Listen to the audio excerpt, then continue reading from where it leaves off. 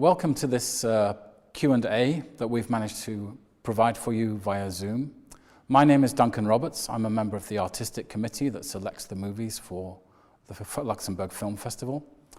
So we hope you enjoyed the movie, and I'm very pleased to welcome this evening Jean-Louis Schuller, who's the director of Hytte, or The Cabin, for a Q&A. So please welcome Jean-Louis Schuller.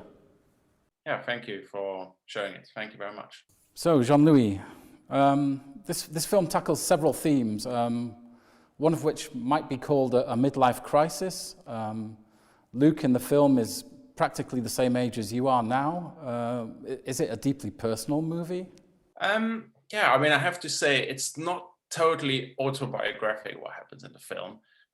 But you're right, there is a lot of personal elements in it. It wasn't set out to be personal, but somehow, starting off making this film, not really having a script, it morphed into something very personal on a day-to-day basis as we went along and shot the film.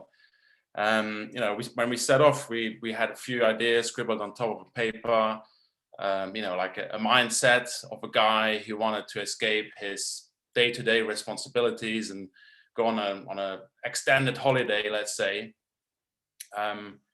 And from there onwards, it was a very organic process. The first shoot, I remember when we started shooting in 2016, the first shoot, it was like Luc walking around epic landscapes and a settlement. We were sort of trying to, what is it that we really want to tell here? Like, where is this film taking us? So it was a very sort of collaborative process between Luc, me, and also I should mention the scriptwriter, Jeremy. Although we didn't have a script, we had a scriptwriter.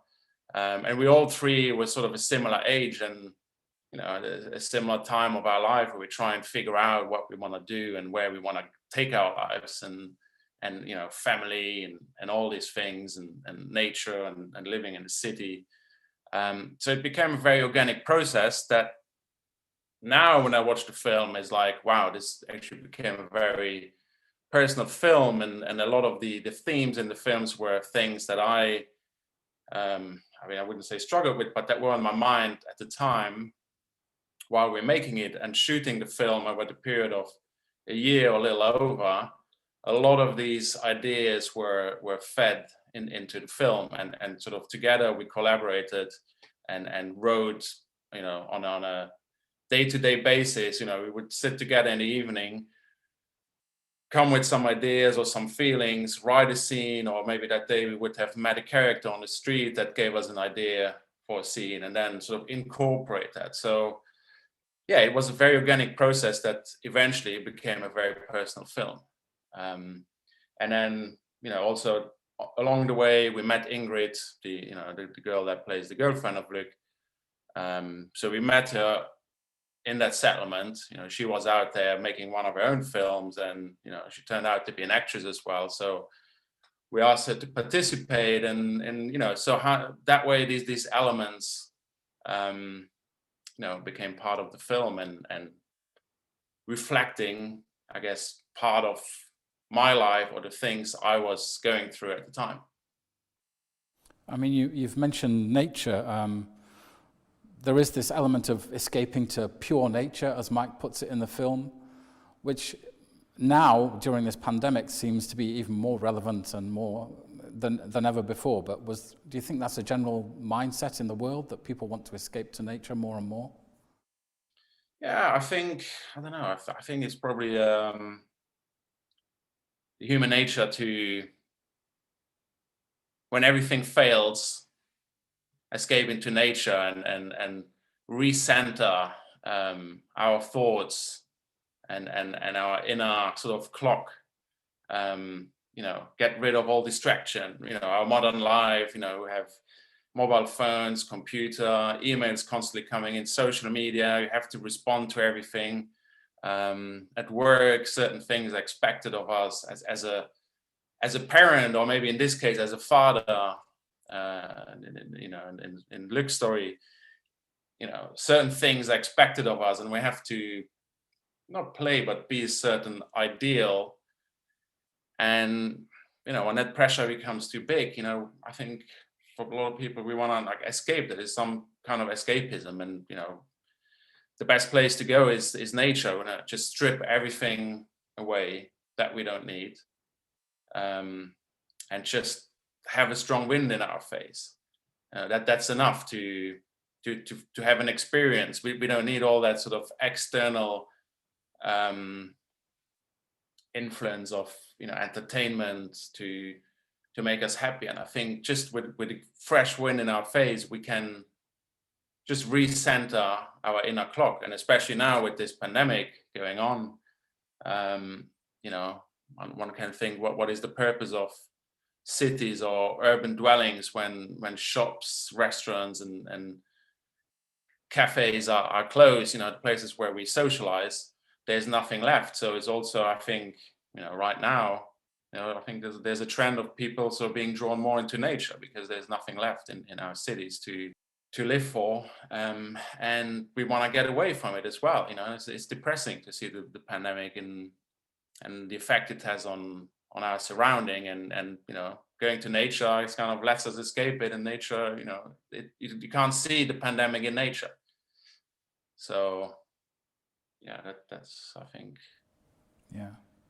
I mean, people who know your work will not be surprised to have seen, a sort of documentary feel about the film, even though it's your first sort of feature film, if we might call it that. But at times there's also this element of mystery as we're drawn into Luke's quest for his identity. And at the end of the film, it's sort of left a bit vague. Did you want to purposefully leave the audience guessing at the end of the film? Yeah, I mean, I on purposely wanted to play with sort of blurring the lines a little bit between reality and dream, documentary and fiction. For me, like the starting point, a guy escaping to go on holiday. A holiday in itself is a fantasy or a dream, where people pay a lot of money for to experience something outside of their let's say normal life.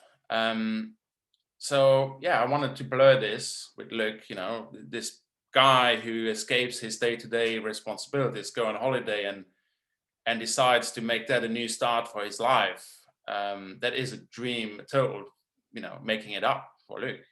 I think, this character, Mike, for example, for me, he can be imaginary, can be dream, but he can also be real. He's just that guy, that inner voice or that inner devil, or just another person who tells us what we want to hear or don't want to hear, to create a mirror image of ourselves, to challenge ourselves.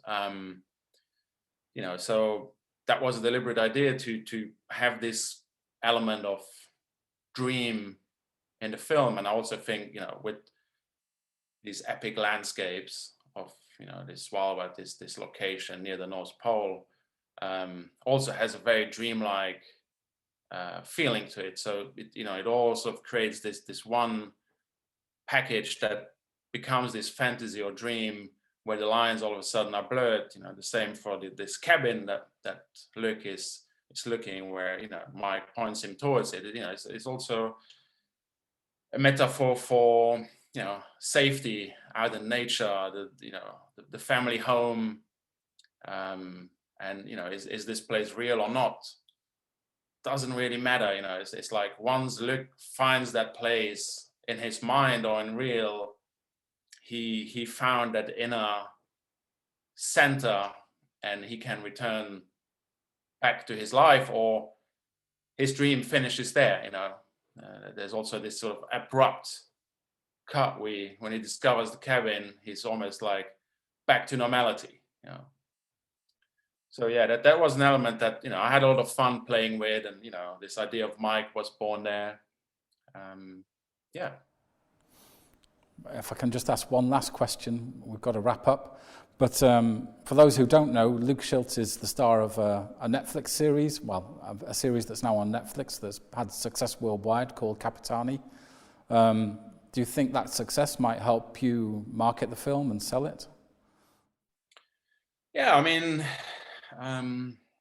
it's a probably very niche film that I made.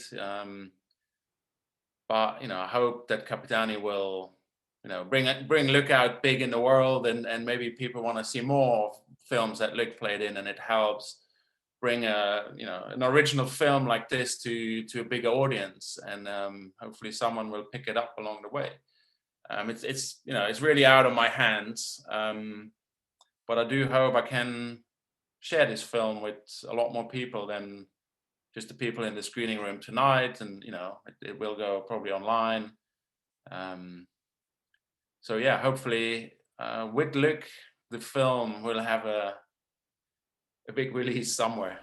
Well, you could use the picture of him doing a naked handstand as the promo. Yeah, maybe that that could get some people interested in it. Jean-Louis, thank you very much for your time. We wish you all the best with this film as it continues its journey.